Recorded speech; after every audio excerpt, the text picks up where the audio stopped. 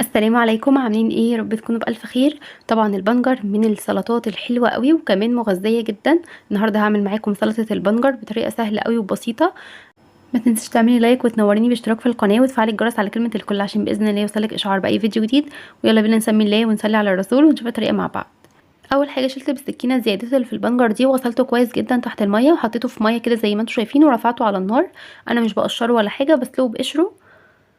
وبعد كده غطيت الحله واسيبه لحد ما يستوى خالص. لو الميه دي قلت بزوده شويه ميه كمان وبسيبه لحد ما احط فيه شوكه كده والاقيه خلاص استوى. باخده بقى على الحوض كده وبحط تحتيه مصفى.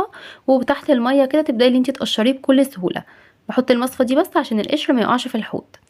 وباخده بقى اقطعه كده بالشكل ده. وبعد كده هنشوف ايه الاضافات اللي ممكن نحطها عليه، حاجات سهله قوي وبسيطه وبتخلي سلطه البنجر تحفه. وطبعا زي ما قلت لكم في الاول البنجر ده مفيد جدا لفقر الدم، طبعا الانيميا. حلوه قوي يعني ومغذي.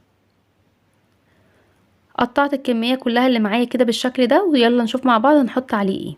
اول حاجه هحط ملح وفلفل اسود وكمون. طقم التوابل ده اللي قلت لكم عليه في فيديو التوابل بينجزني قوي زي ما انتم شايفين كده وباخد منه على طول. ملح وفلفل اسود وكمون وكزبره ناشفه. زودت كده شويه ملح. كزبره ناشفه وشطه. دي كل التوابل. هنحط بقى معلقتين خل كبار عشان الكميه اللي عندي دي كبيره، لو الكميه اللي عندك طبعا اقل معلقه خل كبيره كفايه يعني. معلقتين زيت برضو كبار. وتوم مفروم. التوم ده متفرز عشان كده يعني جامد كده. انا بطلعه من الفريزر وهو متجمد بستعمله على طول، وفيديو التوم باذن الله هينزل لكم قريب جدا. فرزت التوم وهنزله لكم ان شاء الله وهقولك ازاي تخلي لونه ابيض كده معاكي طول السنه باذن الله. هقلب بقى السلطه بتاعتي كده كويس جدا وخلاص بقى جاهز عندي احلى سلطه بنجر، بجد هتعجبكم جدا. جربوها بكل التكات والاضافات اللي انا قلت لكم عليها.